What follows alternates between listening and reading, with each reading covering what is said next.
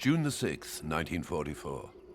As the Allied landings began, the 2nd SS Panzer Division Das Reich, switched to the Western Front from operations in the Soviet Union, received the order to move to the Normandy front. Elimar Schneider, 17, was part of a large Alsatian contingent recently integrated by the Das Reich. 15,000 strong, and with more than 200 tanks, the division, which came under constant attack from the resistance, journeyed up through France, leaving a trail of violence, summary executions, and massacres of the civilian population.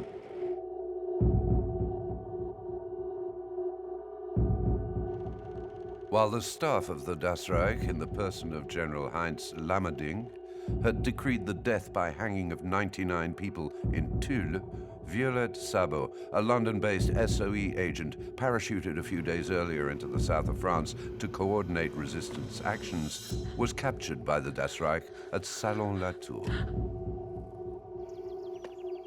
Not far away, the disappearance of Major Kempfer, abducted by Georges Gangouin's communist FTP, angered the commander of the 1st Der Führer Battalion, Adolf Diekmann. The village of Oradour-sur-Glane was chosen arbitrarily as a target for reprisals. The battalion followed methods used against civilian populations in Belarus, where in less than 4 years' occupation, 628 villages were razed and their inhabitants exterminated by formations of the SS. June the 10th, 1944. As in Belarus, the Das Reich shot the men in the barns of Oradour-sur-Glane, while the women and children were burned alive in the church.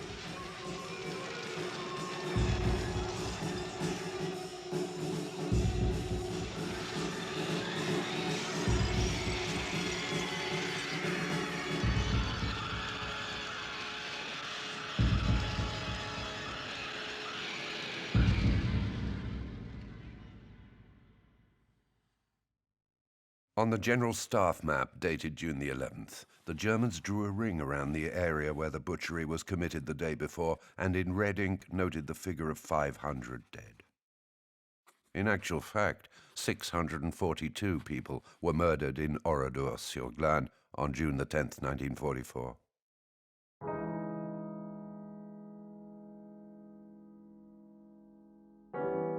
Of the men locked in barns and sheds, there were only 5 survivors. Of the women and children burned alive in the church, only Marguerite Roufange survived. For Diekmann, this was also about completing the training of the rookies under his orders. These young Alsatians, Ukrainians, and Hungarians had only just joined the Das Reich. Before the massacre, they hadn't been blooded, as extermination strategists in the East called it. None of them now could claim to be innocent of the crimes of the SS.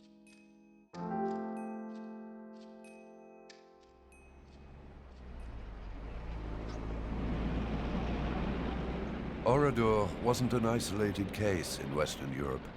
In Italy, in Belgium, in Greece, SS divisions sent to the West after operating in the Soviet Union perpetrated similar slayings, using methods employed daily in Ukraine and Belarus. In Italy, August the 12th, 1944, the battalion of the 16th Panzer Division, led by Walter Redder, veteran of the Totenkopf Division and the Battle of Kharkov, executed the 560 women, children, and old men of the Tuscan village of Sant'Anna di Stazzema before setting it alight. Several weeks later, near Bologna, this same unit executed the 955 inhabitants of Marzabotto. As in Oradour, no link was established between the civilian population and any group of partisans.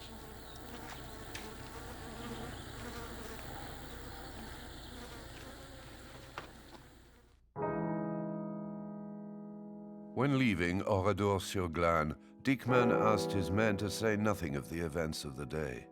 If necessary, they would say they had discovered an arms cache belonging to the resistance to justify the repression.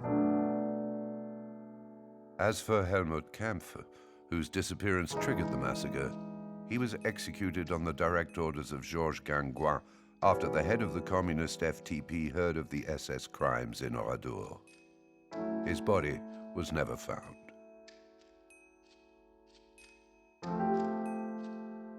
The next day, a contingent of the Das Reich returned to Oradour to erase all traces of the massacre.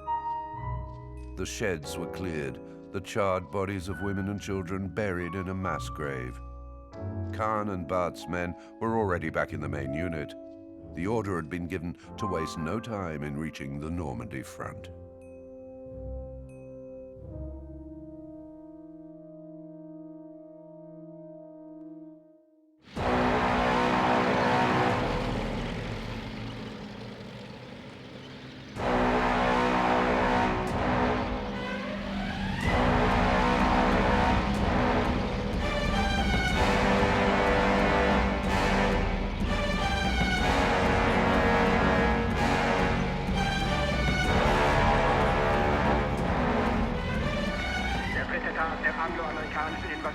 War wiederum durch den pausenlosen Einsatz der feindlichen Luftwaffe gekennzeichnet.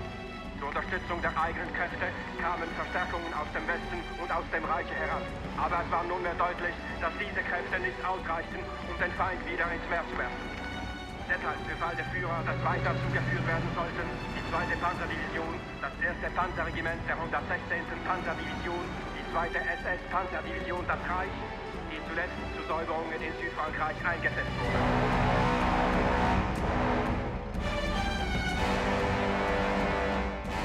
June the 12th, 8:45 a.m. The Der Führer regiment was en route north to the cities of Tours and Poitiers. Not without difficulty, rounding up a division spread over a 30-kilometer radius had been no easy task. What's more, its equipment and combat vehicles were in an alarming state. 60% of tanks and 30% of half-tracks were unserviceable. The defective panzers should have been ditched between Montauban and Tulle. Lammerding complained to his superiors. Despite these annoyances, the Das Reich still held a few trump cards, in particular the dozens of panzers that left Montauban on flatbed cars heading for Normandy.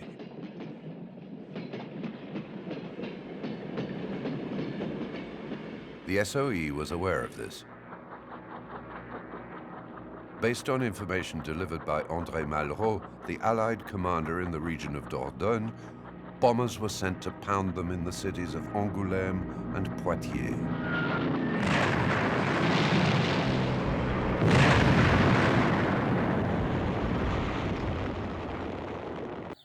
Philippe Liévert, head of Violette Sabot's commando unit, asked the Gaullist secret army to step up sabotage operations. The electricity supply to the German submarines based in Rochefort was cut. The Paris to Limoges railway line was dynamited.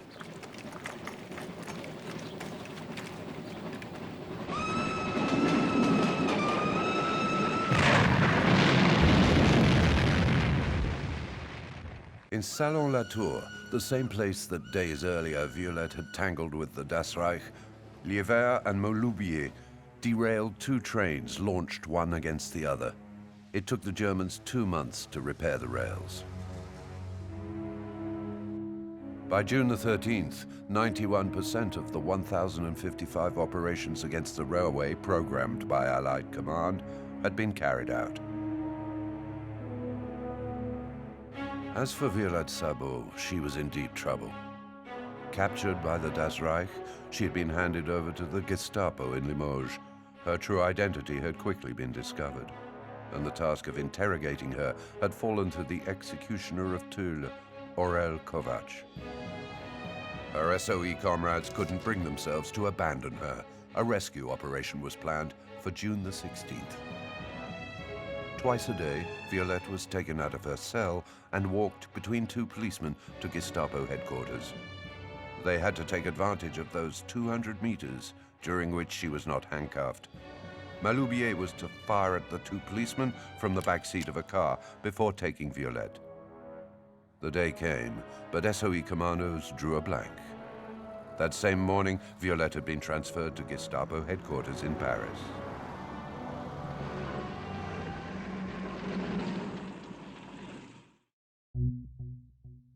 By June the 18th, the Das Reich division was only kilometers from the Normandy front.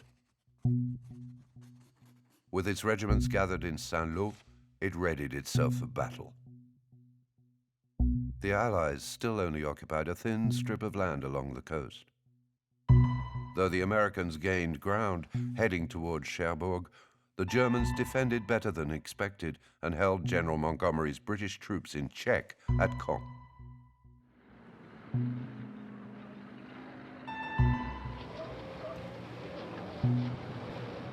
While equipment was being unloaded on the landing beaches by the Allies, Charles de Gaulle, just back on French soil, was given an ovation in the liberated town of Bayeux.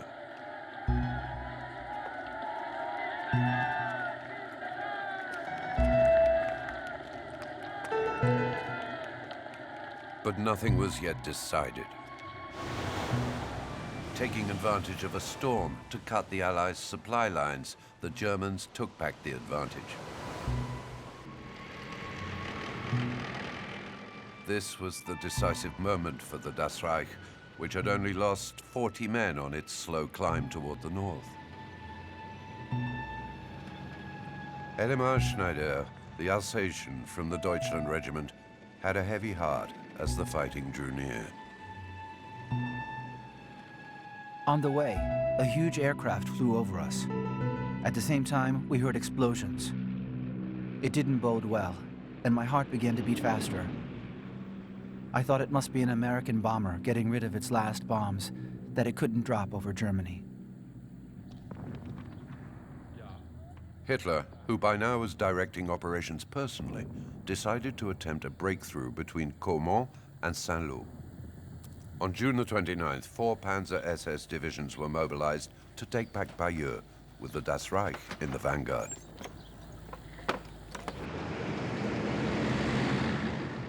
Lammerding sent in the 1st Battalion of the Der Führer Regiment, that of Diekmann and Kahn, 2 of the main culprits of the massacre in Oradour-sur-Glane.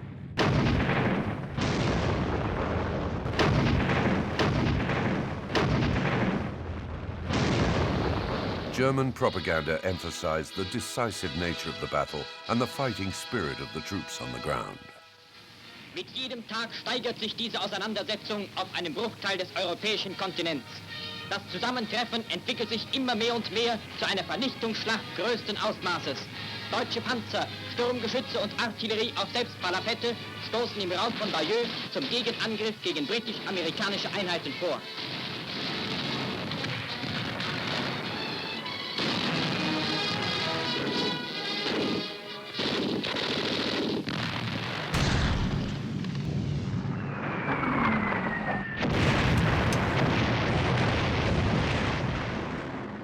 In reality, the operation was a dismal failure. It ended in carnage for the Germans.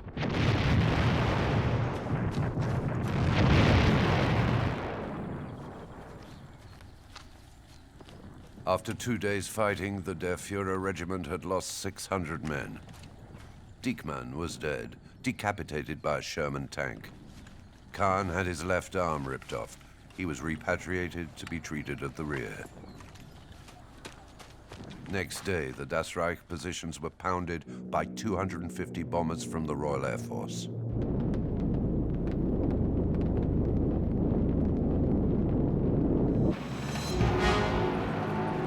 During the month of July, the Wehrmacht fell back but held firm.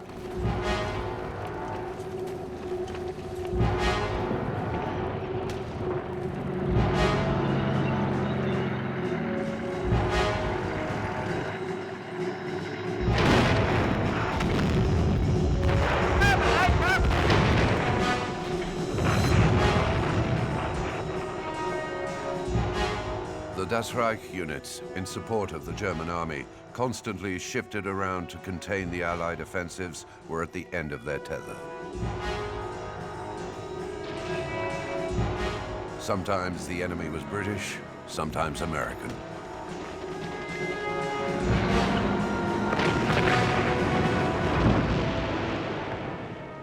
Successes were short-lived, and the balance of power was shifting daily in the Allies' favor.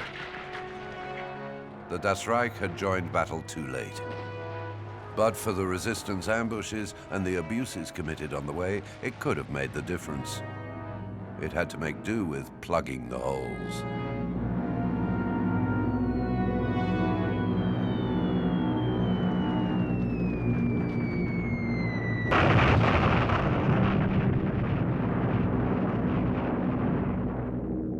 Operation Cobra commenced on July the 24th. No fewer than 4,000 tons of bombs rained down on Normandy in what was the largest display of carpet bombing in the Second World War.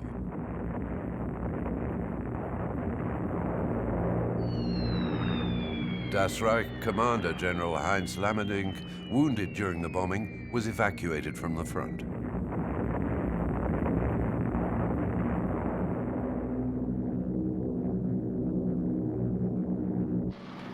The Americans, maintaining their positions, gained ground everywhere. In 4 days, Coutances, Avranches, and then Granville were liberated.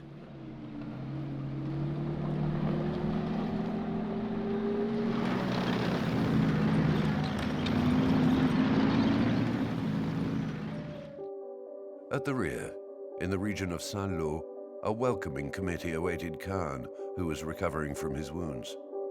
A military SS judge had come to hear his version of events in Oradour-sur-Glane. The apostolic nuncio and the prefect of the Limoges region, who visited the scene of the massacre, had complained to Pierre Laval's government of collaborationists. I want to emphasize that the village of Oradour was one of the quietest towns in the region, and its hard-working, peaceful population was known for its moderation. These details enable you to renew your protest to the government of the Reich, insisting on the appallingly heinous nature of such reprisals, the huge emotion they have aroused, and the terror in which the people now find themselves. The Vichy government demanded explanations. The Marshal was greatly moved to learn about the cruel and inhuman treatment meted out to the town of Oradour-sur-Glane and its population. Having made a solemn protest to the head of the German government about such acts that nothing can justify, he proposes to send, as soon as circumstances permit, a member of his cabinet to bow in his name at the scene where so many innocent victims and even children met with the most appalling death.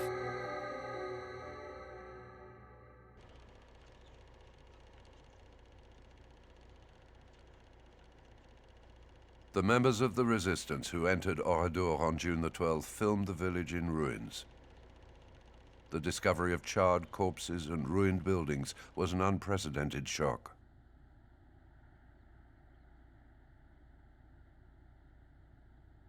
They sent a damning report to London based on the testimonies of the survivors and evidence provided by forensic examiners. In his statement, Khan stuck to the line dreamed up by Diekmann. Oradour was hiding stocks of weapons for the resistance. The SS judge, who delivered his verdict 6 months later, aligned with this version of events. Internally, the case was dismissed. French protests were not passed on to Hitler. The Führer's special envoy refused to disturb him for something so trivial. Hitler had other fish to fry. Outraged by what he saw as his general's defeatism and the military setbacks on the Normandy front, Hitler decided that the counterattack would take place at Mortain. It would be led by the 2nd Panzer Das Reich division. Its mission, beyond all reality, was to throw the Allies back into the sea. Feuerkommando! 384 Krieg! Die Willen 192! Salve!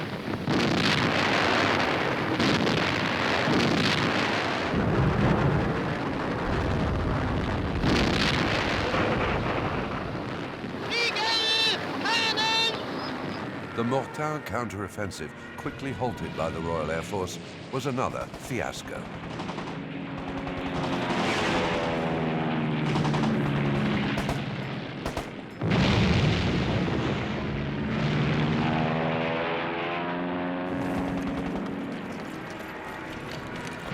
Heinz Barth was evacuated from the front to have his wounded leg amputated. The Das Reich was decimated.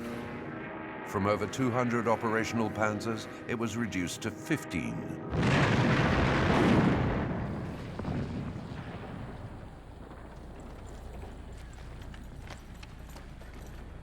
Elimar Schneider was caught up in the turmoil. Wherever the going was tough, our company was involved.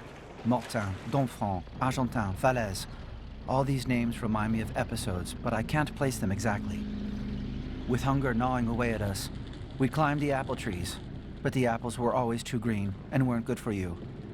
In fact, everything here was too green. The soldiers too young, the officers too young. Even the weapons we couldn't try out before for lack of ammunition. There were so many dead and wounded that one more or less made no difference, unless we're talking about comrades.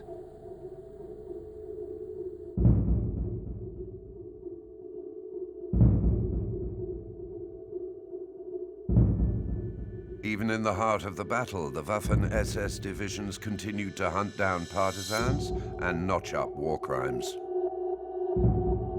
On August the 13th, 1944, 18 people were eliminated in Tourouvre dans l'Orne and part of the town burnt. American prisoners of war were summarily executed by the Das Reich on the pretext that they looked Jewish.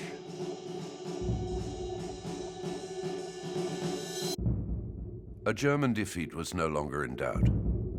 The 100,000 soldiers in the field, the remains of around 30 divisions in tatters, were overwhelmed by the Allied battering.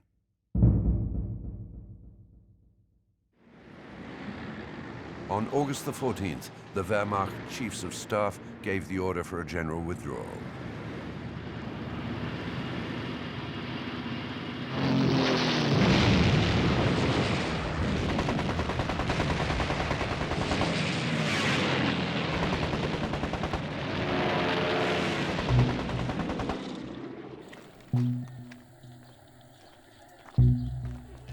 Already weakened by the loss of 28,000 prisoners of war and 12,000 deaths in July, the Germans lost an additional 10,000 soldiers in the Falaise pocket. 50,000 were taken prisoner.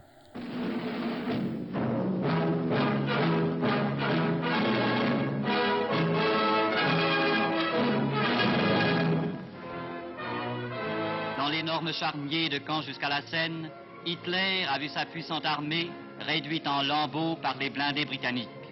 Là, l'Allemagne a dû payer ses dettes. Pendant 40 jours de combats acharnés, Montgomery a fixé les blindés allemands. Puis, ce fut le déluge de fer et de feu noyant la puissance allemande. D'abord, un par un, puis par centaines, les prisonniers allemands sont dirigés vers les camps de concentration, édifiés par leurs soins à l'intention des patriotes français.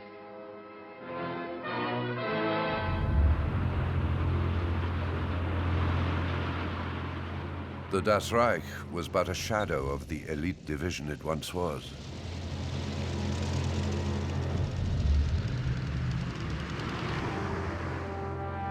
Those who miraculously survived the Battle of Falaise slipped through Allied fingers at the last minute.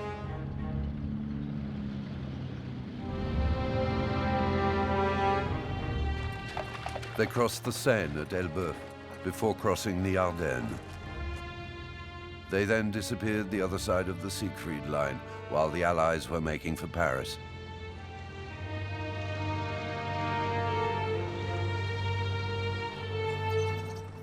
On August the 15th, the Allied landings in Provence on the French Mediterranean coast opened a new front to the west and accelerated the disintegration of the German forces, putting an end to any remaining hopes of recovery.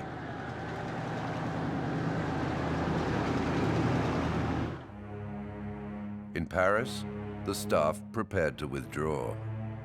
The Gestapo's most valuable prisoners, resistance leaders and SOE agents, were evacuated. Exhausted by the harsh interrogation, Violette Sabot had lost none of her determination. While incarcerated, she had met up with two SOE comrades, Denise Bloch, 28, a first-class secret agent whose Jewish family had been rounded up by the Gestapo in 1942. and Lilian Rolf, 30, half Russian, half British radio operator, arrested during a French police crackdown. Violette spared no effort to come to their aid and comfort them. The nightmare was coming to an end, she promised them. In reality, it had only just begun. On August the 8th, the three women were taken to the Bordeaux station where a cattle train awaited them. Destination, Ravensbrück.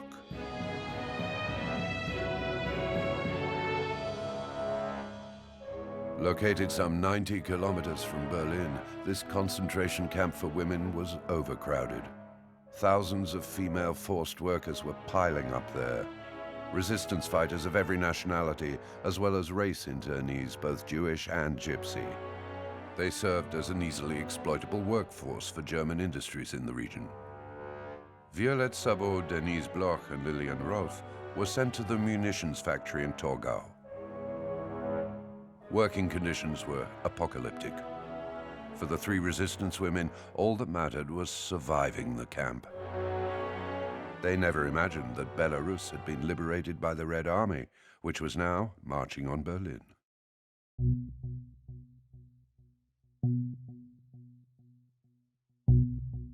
While Paris had been liberated on August the 25th, the outline of the Great Reich was shrinking with each new Allied victory. But the war was not yet over. In September, US paratroopers failed to break through the front in the Netherlands. The following month, it was the Canadians who struggled to free up access to the port of Antwerp and fought a difficult battle at Escalating. Germany was bending, but not yielding.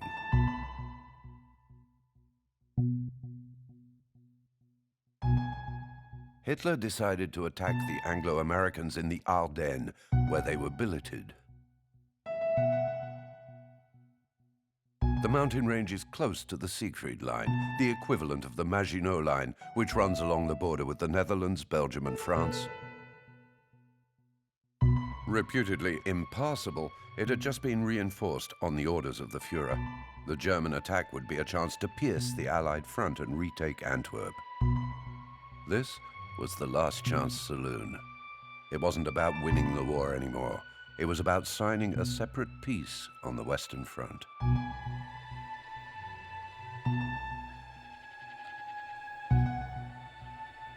Back in Germany, where it had taken refuge, the Das Reich was licking its wounds.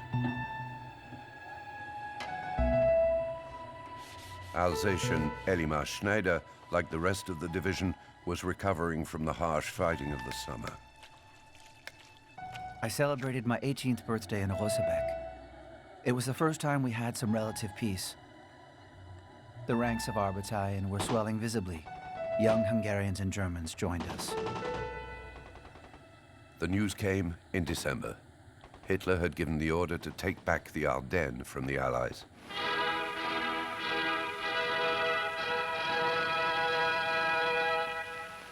Zur Überraschung der Feindseite treten in den Morgenstunden des 16. Dezember starke deutsche Kräfte aus dem Westwall heraus zu einem völlig unerwarteten Angriff an.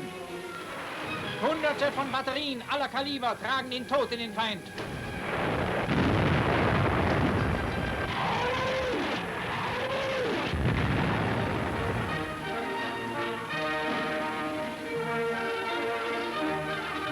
Zusammengeschossene amerikanische Infanterie.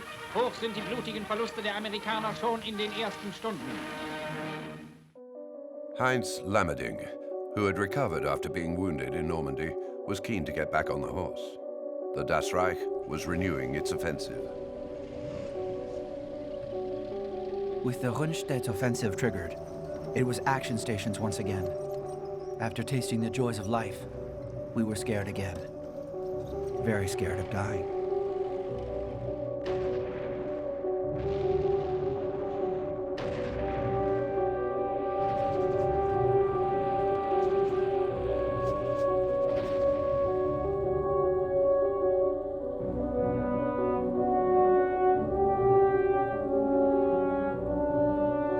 On December the 23rd, while the fighting raged around Bastogne and Saint-Vite, the Das Reich division made a sensational entry onto the battlefield.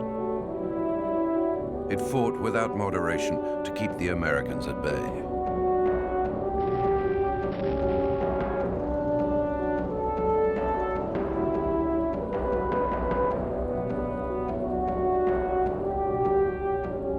But once the front was set, the SS made no headway. Doubt set in.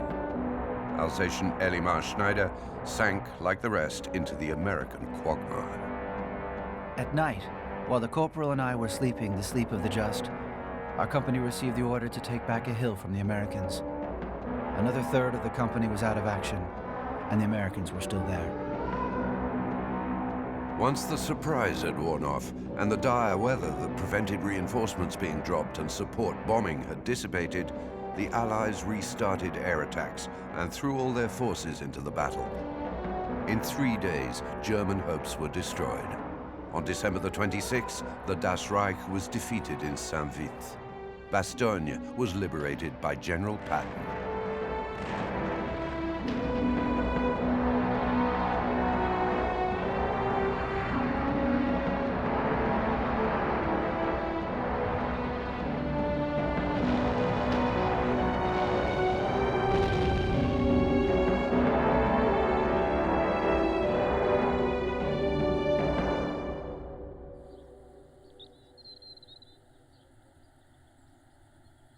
In the months following the Ardennes defeat, the men of the Das Reich were no more than cannon fodder. Dismantled into 3 groups to face the Soviet advance in Czechoslovakia, Hungary, and Dresden, the SS division was wiped out by the Soviets in the last exchanges of spring 1945. Like so many others, Aurel Kovac, who had picked out the hanged men in Tulle, was killed in the fighting.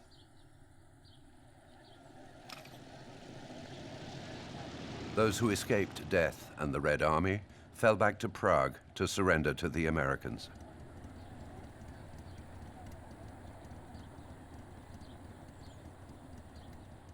The whole of Germany was a heap of ruins.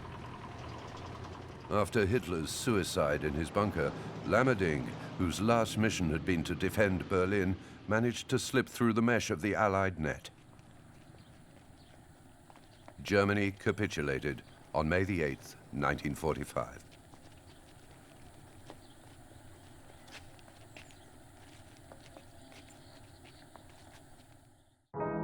Violette Sabot would not taste the victory to which she devoted her young life.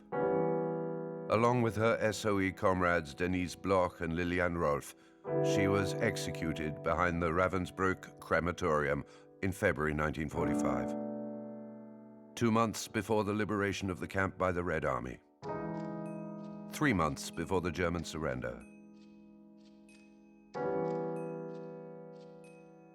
Of 130,000 women deported to Ravensbrück, only 40,000 survived the forced labor and the medical experiments carried out in the camp. Violette's daughter, Tanya, awaiting her return in London, wasn't 3 years old.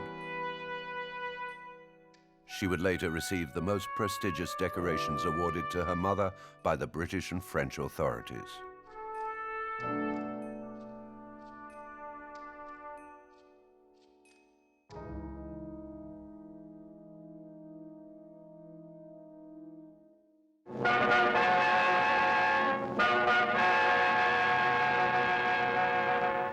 Le général visite Oradour-sur-Glane, anéanti par les Allemands. Vous êtes notre sauveur, lui a dit le maire d'Oradour. Nous vous demandons d'être notre vengeur. Après une visite au cimetière de cette ville cimetière, le général de Gaulle a dit « Si nos amis nous aident, tant mieux.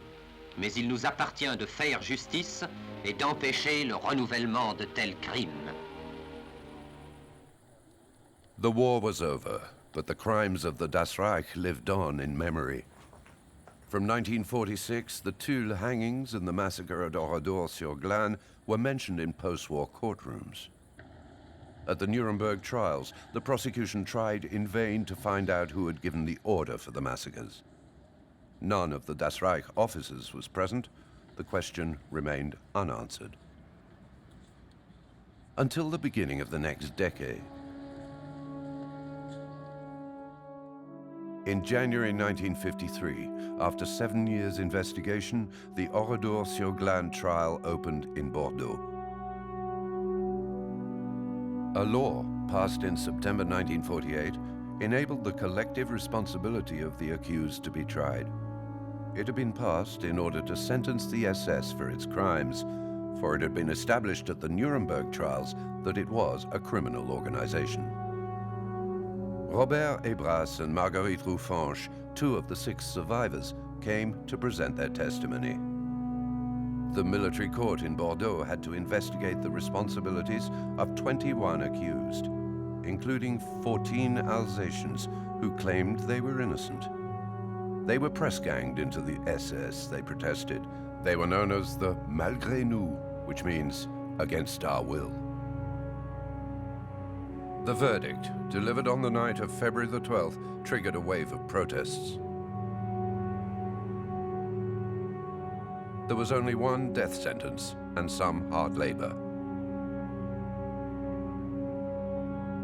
The victims' families deplored the leniency of the judgment. Those of the Alsatians sentenced to hard labor or prison cried injustice.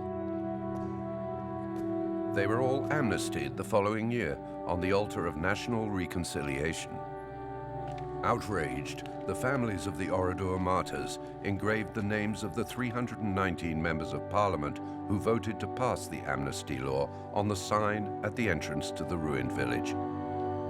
Up until 1968, they would not allow any representatives of the French Republic to attend commemorations.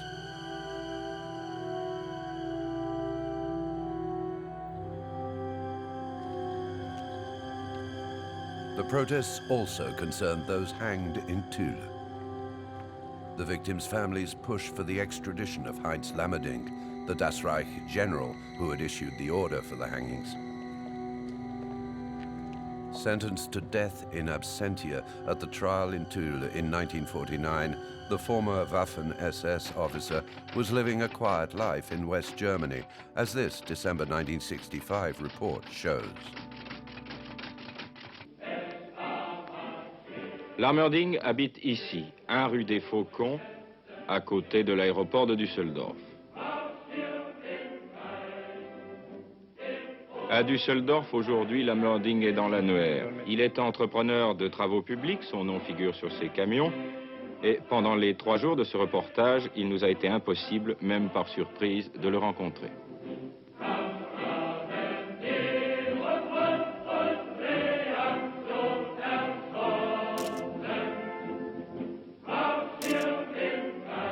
Despite several extradition requests, all rejected by the German federal authorities, Lammerding was never bothered. He died aged 66 in Bavaria on January the 13th, 1971. His comrades in the SS and the Das Reich paid him a glowing tribute at his funeral.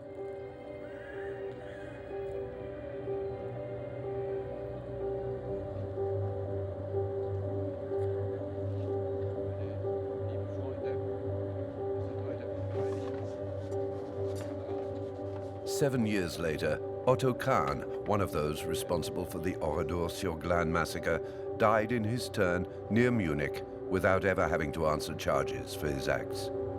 He was 69.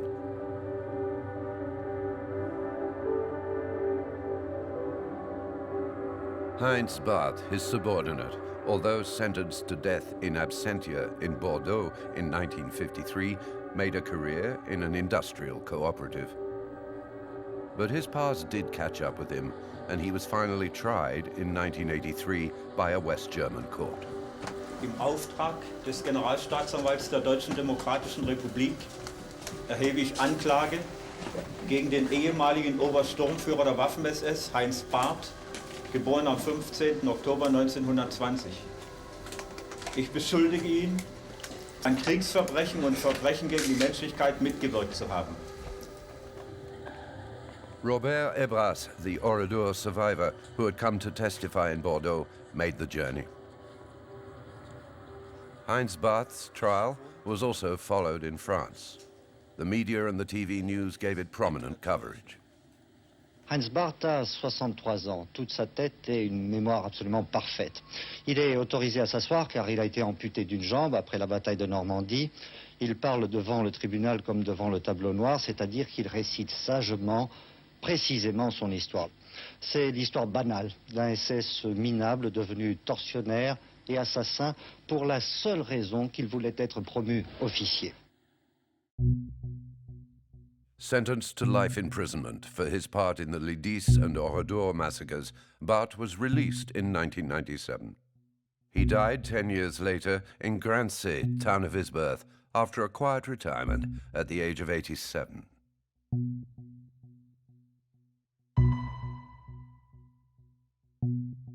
Of the 15,000 men who took to the road with the Das Reich, only a handful had to answer for its crimes.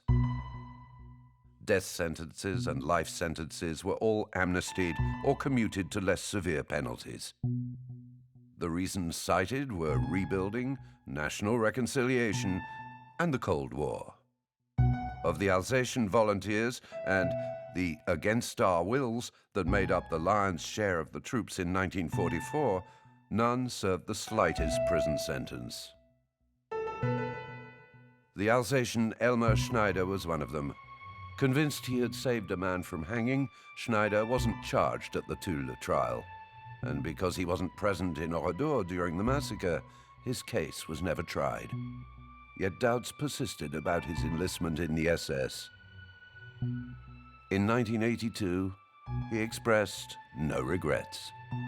Je ne suis pas d'accord lorsqu'on déclare toujours que les Waffen-SS étaient des meurtriers. Il y a une question d'honneur qui joue là-dedans. Ce que j'ai vu faire par la résistance rouge du Limousin ne m'incitait pas du tout à devenir déserteur. Je suis resté dans la troupe pour éviter de devenir un meurtrier. C'est